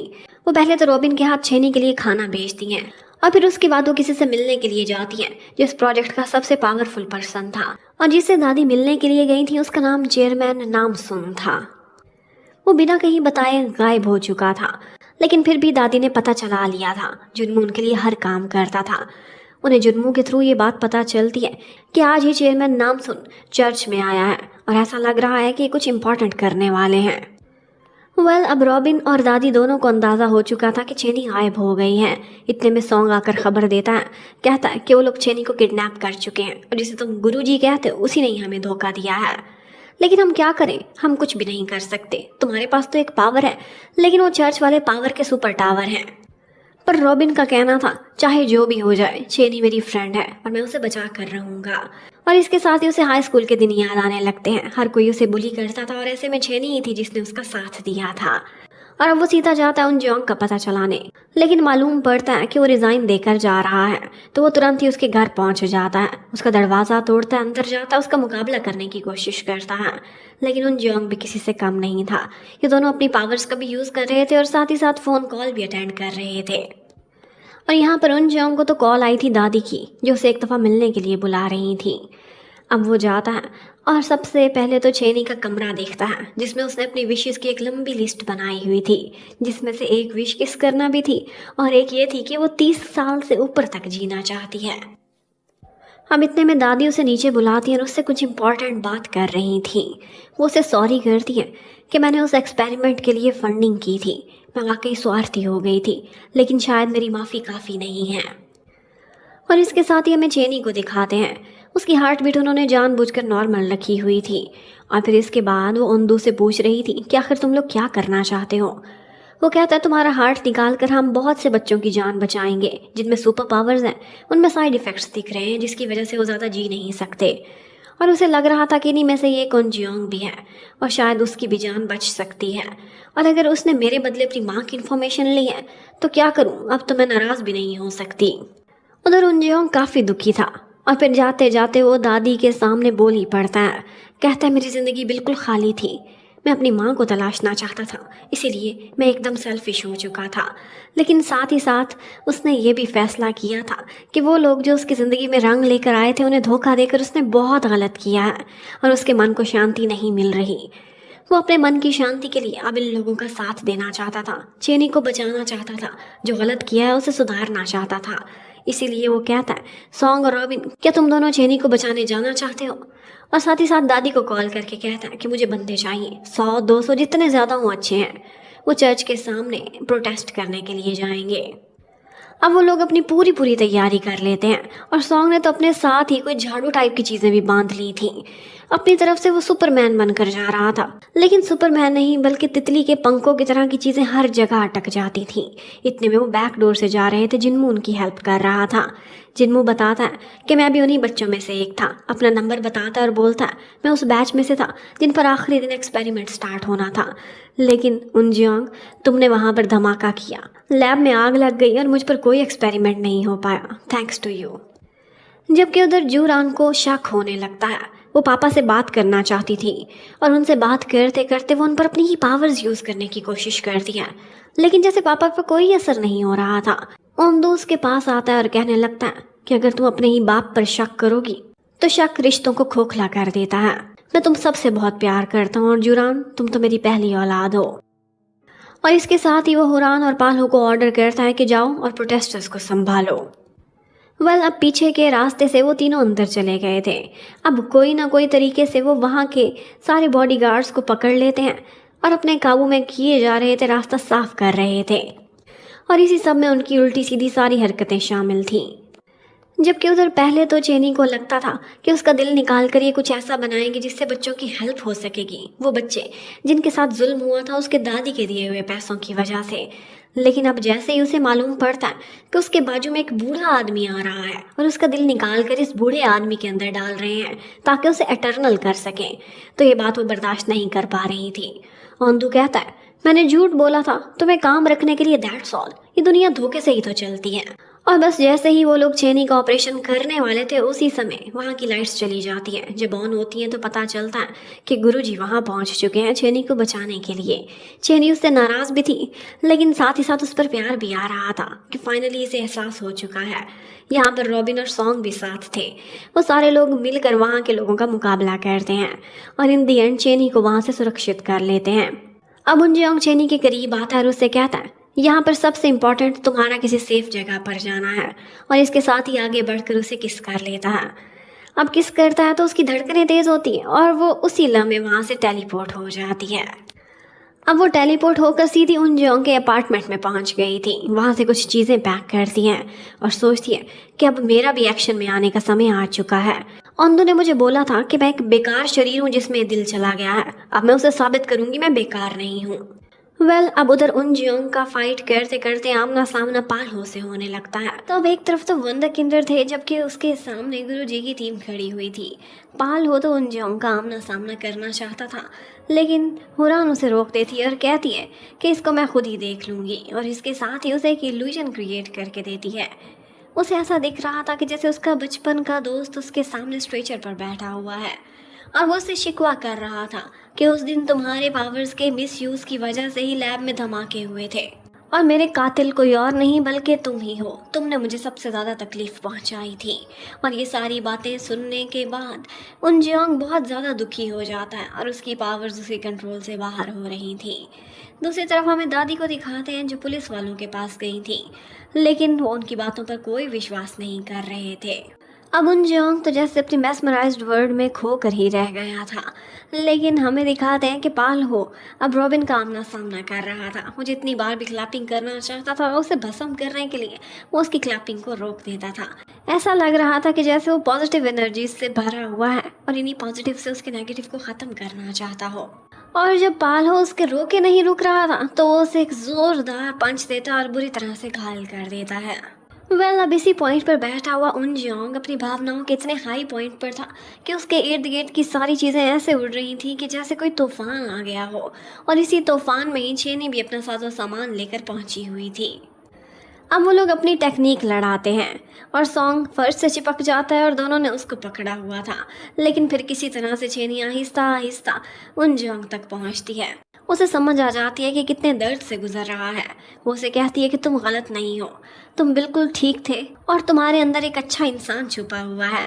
वो जब उसे ये बातें कर रही थी तो उन जियोंग को ऐसा लग रहा था कि जैसे उसके बचपन का फ्रेंड ये सारा कुछ बोल रहा है, और बस उसी बात के सुनते ही वो अपने होशो हवास में वापस आ जाता है। लेकिन वो हुरान जिसका क्रश था उन जियोंग पर, जब वो देखती है कि उन जियोंग चेनी से इतना प्यार करता है कि उसके इल्यूजन से भी इस प्यार की वजह से बाहर आ गया है, तो वो बहुत दुखी होकर एक कोने में बैठ जाती है। अब छेनी उन्हें यहाँ से कहीं और लेकर जा रही थी। वो टेलीपोर्ट होती है, लेकिन उसी समय सॉन्ग तो फर्श से चिपका हुआ था, तो वो उनसे बिछड़ जाता है। अब छेनी रॉबिन को और उन जियोंग को चर्च में छोड़ती है, और फिर उसके बाद सॉन्ग को लेने जब वापस जाती है तो उसकी ताकत का एक प्रॉब्लम था, और वो ये था कि वो अलग अलग जगहों पर पहुंच जाती थी। और अब की दफ़ा वो लैब के एक खुफिया रूम में पहुंच जाती है, और यहाँ पर बैठे हुए वो डॉक्टर अंदू की और चेयरमैन नामसुन की सारी बातें सुन लेती है। नामसुन अपने साथ राइफल्स वाले बंदे लेकर आया था और उन्हें ऑर्डर किया था कि अगर मुझे कुछ भी हो तो तुमने अंदू को नहीं छोड़ना, और वो यही चाहता था कि अंदू किसी भी तरह से उसकी हेल्थ कंडीशन को ठीक कर दे। अंदू उससे कहने लगता है कि मेरे पास उस लड़की के प्लाज्मा से बने हुए कुछ चीज़ें ऐसी हैं जो आपके काम आ सकती हैं। जब तक वो लड़की नहीं मिलेगी आपकी सांसें ज़रूर बहाल हो जाएंगी। और बस यही इंजेक्शन वो जैसे ही नामसुन को लगाता है तो थोड़ी ही देर बाद वो जवान होना स्टार्ट कर लेता है। उसके शरीर की एनर्जी जैसे वापस आ गई थी। वो खुद को शीशे में देखता है तो पहचान ही नहीं सकता। वहाँ मौजूद हर आदमी हैरान हो गया था, और चेनी भी। और बस नामसुन यही ऑर्डर कर रहा था कि अगर सिर्फ प्लाज्मा ये सारा कुछ कर सकता है तो मुझे वो लड़की ला के दो, मुझे उसका हार्ट चाहिए। और बस चेनी अंदर खड़ी डर रही थी। इतने में हमें दिखाते हैं कि अचानक से नामसुन की कंडीशन बिगड़ती है। दवाई ने अपना कोई साइड इफ़ेक्ट दिखाना शुरू कर दिया था, और वहाँ वो खड़े खड़े इतना बूढ़ा हो जाता है कि लग रहा था कि बस एक ढांचा ही रह गया हो। और फिर देखते ही देखते उसकी जान निकल जाती है। वहाँ के लोग उसे मारना चाहते थे, लेकिन जुरान थी ना, उसने उन बॉडीगार्ड्स को अपने वश में कर लिया था। और छेनी को वो फिर से काबू करने की भी कोशिश करते हैं, लेकिन वो वहाँ से कहीं और ही टेलीपोर्ट हो जाती है। अब डॉक्टर अंदू ऑर्डर देता है पाल्हो जाओ और उस लड़की को तलाश करो। यहाँ जुरान कहने लगती है कि नहीं, पाल्हो की कंडीशन पहले ही काफ़ी ख़राब है, और अगर उसके शरीर के पत्थर होने वाला साइड इफ़ेक्ट उसके दिल तक पहुँच गया तो वो मर भी सकता है। लेकिन लगता है कि अंदू को अपनी पावर्स के अलावा किसी की और परवाह ही नहीं थी। वो पाल्हो को फिर भी भेज देता है, और यहाँ पर जाने से पहले ही पाल्हो जुरान को ये भी बताता है कि तुम्हारी पावर्स मुझ पर भी असर नहीं कर पाएंगी। एक्चुअली जुरान की पावर थी, वो माइंड को रीड करती थी और कंट्रोल कर लेती थी। लेकिन उसकी पावर्स का एक एंटीडोट भी था जो कि अंदू ने अपने पास भी रखा हुआ था और पाल्हो को भी दिया था। पाल्हो बस ये चाहता था कि वो खुद को उन जियोंग से ज़्यादा पावरफुल साबित कर सके। वो पापा के सामने एक कमज़ोर बेटा नहीं बनकर रहना चाहता था। उधर चेनी की किस्मत ख़राब। उसकी लैंडिंग होती है अब की बार सीधे चर्च में, इतने सारे लोगों के सामने, और सारे लोगों से देख रहे थे। वो उनसे कहने लगती है, क्या हुआ, कभी किसी को पहले देखा नहीं है क्या? और बस वो तो पतली गली से निकलने ही वाली थी कि इतने में कुछ लोगों को बातें करते हुए सुन लेती है जो उसे उल्टी खोपड़ी बोल रहे थे। और बस ये सुनते ही वो मुड़ती है और कहने लगती है, अपना सारा पैसा तुम लोग इन्हीं पर ही लुटाते जा रहे हो, और ये क्या कर रहे हैं, इल्लीगल काम। कोई क़यामत अभी नहीं आने वाली, ये सब तुम्हें डरा रहे हैं, तुम्हारे डर का फ़ायदा उठा रहे हैं। और बस इतने में ही जुरान वहाँ की सारी ऑडियंस को अपने वश में कर लेती है और उन्हें यही ऑर्डर्स करती है कि कुछ बाहर के लोग हैं जो हमारे चर्च में और इस एरिया में घुस आए हैं, उन्हें पकड़कर हमारे हवाले कर दो। और वो सारे लोग अब चेनी के ही पीछे पड़ गए थे। चेनी क्या करती, उसे तो अपने पास कॉफ़ी भी नहीं मिल रही थी। वो यहाँ उन लोगों के हत्थे चढ़ने ही वाली थी, वो लोग जो बिल्कुल ज़ॉम्बीज़ की आर्मी बन चुके थे। लेकिन इतने में हमें दिखाते हैं कि उन जियोंग को होश आ गया था और वो उड़ाते हुए चेनी को अपने पास ले आता है और उन लोगों को ब्लॉक करता है। चेनी तो बस उन जियोंग के पास आते ही सारे डर भूल जाती है और उसे ये सीन रोमांटिक लग रहा था। और फिर इसके साथ ही वो लोग वहाँ से भागने की करते हैं।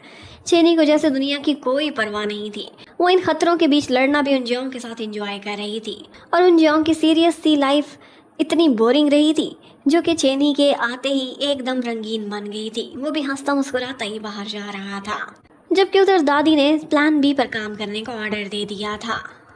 जिनमो वहाँ पर अपने लोग लिए बैठा था जो उनसे कहने लगता है कि अगर चर्च वाले अंदर चले गए हैं तो फिर हम लोग भी अंदर जाएंगे। वो अपना सामान निकालते हैं और चर्च पर अटैक करने का फैसला कर देते हैं। उधर सॉन्ग की हालत तो बहुत ही ख़राब थी। वो पहले तो कॉकरोचेस की तरह टैंकों के पीछे पीछे छुप कर कहीं जा रहा था, फिर सोचता है कि ये सेफ जगह नहीं है, क्यों ना छत से चिपक कर जाऊँ। और फिर छत से चिपक कर एक झूठ बोलता था, हाथ चिपकता था, सच बोलता था, हाथ छूट जाता था, आगे बढ़े जा रहा था। लेकिन एक पॉइंट ऐसा आता है कि जब छत को वो सेफ जोन समझ रहा था, लेकिन नीचे देखता है तो एसिड का एक बड़ा सा टैंक था जिसमें वो लोग बॉडीज को डिस्पोज ऑफ करते थे। और बस ये देखते ही वो कांप कर रह जाता है। लेकिन इससे भी ज़्यादा खौफनाक एक और बात थी, और वो ये थी कि औंधू ने एक ऑर्डर किया था, पूरे शहर पर केमिकल का स्प्रे कर दिया जाए। इससे वहाँ के सारे लोगों पर जैसे कि क़यामत ही आ जाएगी। और इसका ये मतलब है कि चर्च वाले जो छुपे छुपे शब्द बोलते थे क़यामत आने के, वो यही क़यामत थी जो उनके शहर पर आने वाली थी। उधर जुरान जितने ज़्यादा लोगों पर अपनी पावर्स का यूज़ कर रही थी, उतनी ही जल्दी साइड इफ़ेक्ट के तौर पर वो बूढ़ी होती जा रही थी। उसके बाल भी ग्रे हो रहे थे। और दूसरे सीन में भागते भागते हमारा मेन कपल तो बाहर पहुंच जाता है, लेकिन रॉबिन ज़ॉम्बीज़ के हाथे लगता उससे पहले ही वो लोग उसे बचा लेते हैं। और रॉबिन को तो विश्वास ही नहीं हो रहा था कि किसी ने अपनी जान पर खेलकर मुझे बचाया, मैं जिंदा बच गया हूँ। लेकिन आसमान से गिरा खजूर में अटका, सामने ही पाल खड़ा हुआ था। अब उसका मुकाबला करना पड़ेगा। उनजोंग चेनी से कहता है कि रॉबिन को छोड़ कर आओ, ये रेस्ट करेगा और फिर तुम वापस मुझे लेने के लिए बेशक आ जाना। और वो ऐसा ही करती है, रॉबिन को उसके घर पर ड्रॉप करती है, कुछ कॉफ़ीज़ वगैरह उठाती है और इसके साथ साथ और भी सामान की तैयारी करना चाहती थी, कुछ ऐसा जिससे वो अच्छी तोड़ फोड़ कर सके, उन ज़ॉम्बीज़ का दिमाग ठिकाने लगा सके। और उसी समय उनजोंग और पाल हो दोनों की काफ़ी लंबी फाइट होती है। उनजोंग का यही कहना था कि जो तुम कर रहे हो वो गलत है, जिसे तुम पापा कहते हो वो ठीक इंसान नहीं है। लेकिन पाल हो का तो एकदम ब्रेन वॉश किया हुआ था, उसने बस खुद को अच्छा साबित करना था और पापा की खातिर तो वो अपनी जान भी दे सकता था। जबकि सॉन्ग एक दफ़ा उन्हीं ज़ॉम्बीज़ के हत्थे चढ़ने ही वाला था कि इतने में चेनी वहाँ एक चेन सॉ लेकर पहुँच जाती है, सॉन्ग को बचाती है। सॉन्ग उससे लड़ता है, मुझे छोड़कर चली गई बेवफा। लेकिन वो कहती है मैं अच्छी दोस्त हूँ तभी तो वापस भी आई हूँ। अब वो उसे लेकर एक और जगह पर जाती है, लेकिन फिर वो जैसे ही उन जियों को तलाश करने जाना चाहती थी तो सॉन्ग कहने लगता है कि मेरे अपने बीवी बच्चे भी हैं, मुझे उनको भी बचाना है जाकर, मैं उन जियों के लिए अपनी जान को दाव पर नहीं लगा सकता।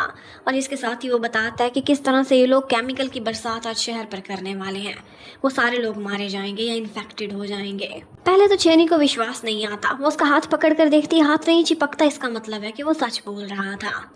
और एक्चुअली केमिकल्स वाली ये गाड़ी लेकर और कोई नहीं बल्कि होरान ही निकली हुई थी।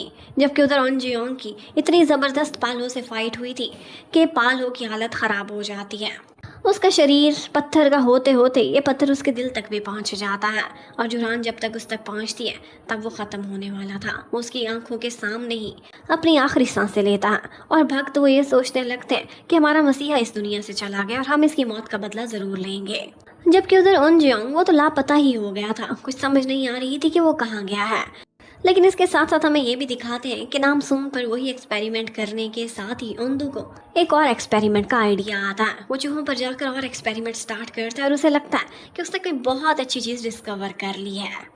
अब छेनी और सॉन्ग जैसे ही खड़े हुए थे वहाँ पर फिर से ज़ॉम्बीज़ की सेना पहुँच जाती है। उन पर अटैक करते उससे पहले ही छेनी सॉन्ग को उसके घर के बाहर छोड़ आती है, क्योंकि उसे अपने परिवार को भी तो बचाना था। और फिर उसके बाद वो वापस पहुँचती है उन जियों को तलाश करती हुई, लेकिन यहाँ पर वो लोग उसे घेर लेते हैं। लेकिन जैसे ही वो लोग उसे घेरते हैं इतने में दादी वहाँ पर अटैक कर देती हैं और उन्होंने हाथ में स्पीकर भी लिए हुए थे। एक दफ़ा तो स्पीकर की आवाज़ ऐसे साए साए पड़ती है कि जुरान का सारा मैजिक बाहर निकल जाता है। उन लोगों को थोड़ी देर के लिए होश आया था, लेकिन वो बाद में फिर से वैसे हो जाते हैं। यहाँ पर इतनी क्रिटिकल कंडीशन थी, लेकिन फिर भी दादी और पोती एक दूसरे से बहुत प्यार से मिलते हैं, गले लगाते हैं, ओवर एक्टिंग करते हैं और फिर उसके बाद फिर से अपने मिशन पर लग जाते हैं। और वो उनसे ऐसे बच के दोबारा से निकल जाती है कि वो लोग फिर से हैरान ही रह जाते हैं। जबकि उधर उनजियोंग अभी जिंदा था लेकिन बहुत घायल था। वो पहुंच जाता है डॉक्टर ओंदू के पास। ओंदू से कहने लगता है कि मेरा टाइम वेस्ट ना करो, मैं कुछ इंपॉर्टेंट स्टडी कर रहा हूँ। लेकिन उनजियोंग उससे सवाल करता है कि हमें ही क्यों तुमने लैब के चूहे बना लिया, कि हम बच्चों पर तुम्हें ज़रा दया नहीं आई। उसका कहना था दया आने वाली बात ही नहीं बनती, मैं तो इस दुनिया के भले के लिए ये सारा कुछ कर रहा हूँ। देखा तुम कितने सारे बच्चों पर हमने एक्सपेरिमेंट किए थे और उनमें से एक बच्चा इटर्नल निकला, बहुत सारों में अच्छी अच्छी पावर्स भी आ गई। साइड इफ़ेक्ट्स को छोड़ो, हम आहिस्ता आहिस्ता बेहतरी की तरफ जाएंगे। और हाँ, दुनिया को आगे बढ़ाने के लिए, बेहतर बनाने के लिए छोटी छोटी कुर्बानियाँ तो देनी ही पड़ती हैं। लेकिन इससे पहले कि इस बात के बदले उनजियोंग उसे थोड़ी सी भी घायल करने की कोशिश करता, बहुत सारे स्नाइपर्स थे जो उसी पर ही अपना निशाना तान कर खड़े हुए थे। अब वो मुड़कर अपने काम पर जाने लगता है, लेकिन उसी समय जब वो फायरिंग करते हैं तो उनजियोंग अपनी पूरी पावर्स को संभाल लेता है और फिर उन गोलियों के रुख को मोड़ देता है और उन्हीं में से एक गोली जाकर औंदू को भी लग गई थी। लेकिन वहाँ पर बहुत सा ऐसा मटेरियल भी था जो कि एक्सप्लोसिव भी हो सकता था और इसके साथ ही एक धमाका हो जाता है। अब चेनी बहुत डर गई थी। उसे लग रहा था कि कहीं उनजियोंग किसी मुसीबत में ना हो। कॉफ़ी तो ख़त्म हो गई थी, लेकिन फिर भी वो सीन याद करती है कि जब उनजियोंग ने उसे किस की थी। उसकी धड़कनें तेज़ होती हैं और वो उनजियोंग को तलाश करती हुई धमाके वाले स्पॉट पर टेलीपोर्ट हो जाती है। यहाँ पर बहुत से लोग थे जो उसे मदद को कह रहे थे। अब वो 2-2 4-4 करते करते बहुत सारे लोगों को रेस्क्यू करके बाहर भी ले आती है, लेकिन उनजियोंग उसे कहीं नहीं मिला था। इसी वजह से वो बहुत देर तक रोती रहती है। जबकि उधर जुरान ने देखा था कि औंदू की हालत बहुत ख़राब है। वो उसे बचाने की कोशिश करने लगती है और वहीं पर ही केमिकल्स की एक डोज पड़ी हुई थी और वही इंजेक्शन वो औंदू को लगा देती है, ये सोच कर कि शायद पापा फिर से ज़िंदा हो जाएंगे। लेकिन इसी के साथ ही उसकी धड़कनें रुक गई थी। अब जुरान को बहुत गुस्सा आता है। वो हुरान को कॉल करती है और कहती है मिशन ज़रूर कंप्लीट होना चाहिए। इस शहर पर केमिकल की बरसात होगी जैसे पापा ने कहा था, लेकिन उसे ये नहीं बताती कि पापा और पालो दोनों मर चुके हैं। उधर उनजियोंग को धमाके वाले पॉइंट से उसे स्वीपर ने बाहर निकाला था, लेकिन इसके साथ ही जुरान उसको देख लेती है और फिर कैमरे में अपनी पावर्स उस पर लगा देती है। अब वो पूरी तरह से बूढ़ी हो गई थी और साथ ही साथ उसने जुनमू और दादी के साथियों को भी अपने वश में कर लिया था। अब ये देखते ही चेनी से तो बर्दाश्त नहीं होता। वो वहाँ से दादी को पकड़ती है और अपने साथ लेकर कहीं गायब हो जाती है। वापस आती है तो एक बुलडोज़र के साथ और खूब तबाही मचाती है। सबकी बैंड से बैंड बजा देती है।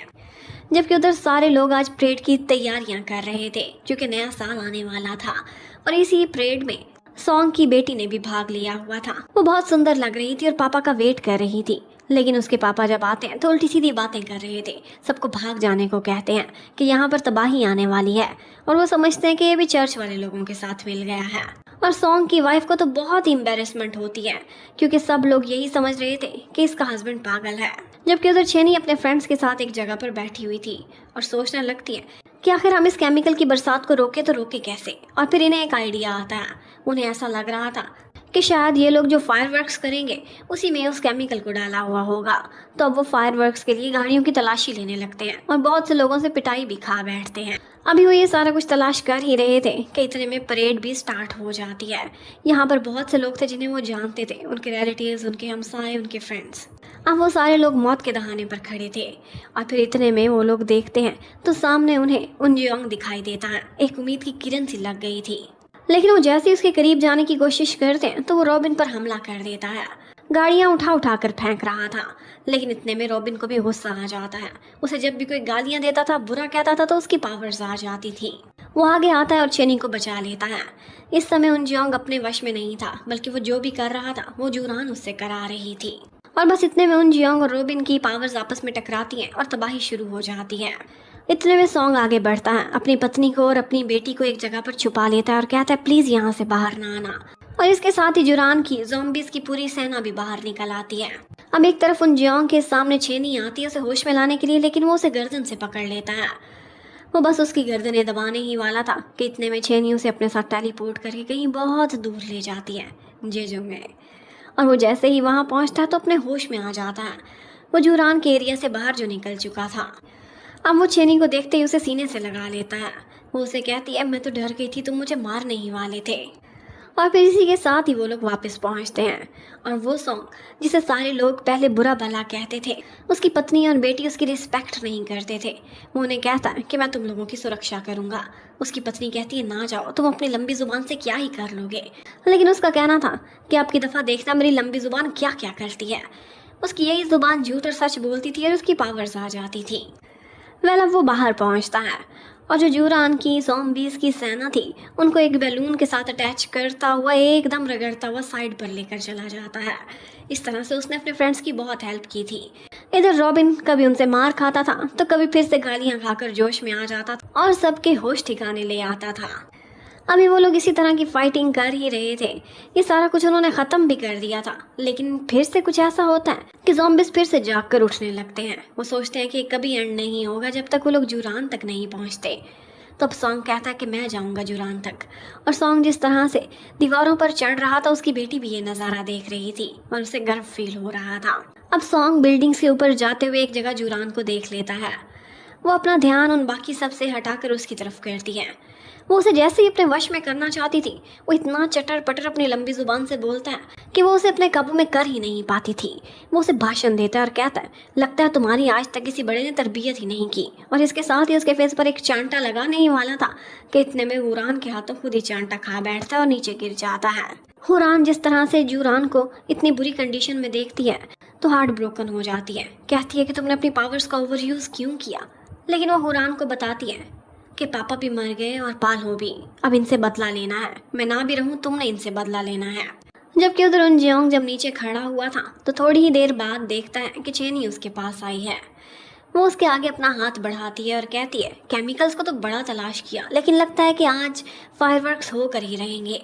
और इसके साथ ही वो उसे सीने से लगाती है और उसके ऊपर अटैक कर देती है खंजर से। उसने उनजियोंग को बुरी तरह से घायल कर दिया था और साथ ही उसे किस भी कर लेती है। और थोड़ी ही देर में छत पर खड़ी हुई जूरान जैसे ये सीन देखती है तो उसके दिल में बदले की आग लग जाती है। हमारी जिंदगियां बर्बाद करके उनजियोंग को उसका प्यार कैसे मिल सकता है। वो अपने एक भक्त को ऑर्डर करती है। वो जाता है और छेनी को पीछे से वार करता है, उसे बुरी तरह से घायल कर देता है। लेकिन इतने में हमें दिखाते हैं कि चेनी तो बाजू में खड़ी हुई है अपने फ्रेंड्स के साथ। तो वो कौन है जो जख्मी हुई है? एक्चुअली वो हुरान थी जिसने चेनी का रूप धारा हुआ था, एक इल्यूजन क्रिएट किया था। और बस अब हुरान की जैसे जान ही जाने वाली थी। उनजियोंग कहता है कि इसे कोई हॉस्पिटल ले जाओ। और बस हुरान को यही सुनकर खुशी होती है कि तुम्हें मेरी फिक्र हो रही है। और उनजियोंग कहता है, क्यों ना होगी, तुमने ना सिर्फ मेरी लाइफ को कलरफुल बनाया था बल्कि उन सारे बच्चों की जो कि उस टाइम पर कैद में थे। सिर्फ एक तुम्हारी इल्यूजन्स हम सब की जिंदगी को कलरफुल कर देती थी। और बस इसके साथ ही हुरान भी खत्म हो जाती है। अब इतने में वो लोग ऊपर देखते हैं तो एक बैलून आता है और उसके साथ बहुत सारा एक्सप्लोसिव लगा हुआ था और इस बॉम्ब पर टाइमर भी था। वो सोचने लगते हैं कि अब ये इतना ऊपर है, हम आखिर यहाँ तक कैसे पहुँचेंगे, कैसे इसे ख़त्म कर सकते हैं। उन्हें कोई रास्ता दिखाई नहीं देता तो चेनी को एक आइडिया आता है। वो कहती है, सॉन्ग मेरा हाथ पकड़ो, रॉबिन हमें ऊपर फेंकेगा, मुझे ऊपर छोड़कर तुम नीचे चले जाना। और उनजियोंग की ज़्यादा पावर्स इस वक्त काम नहीं कर रही थी।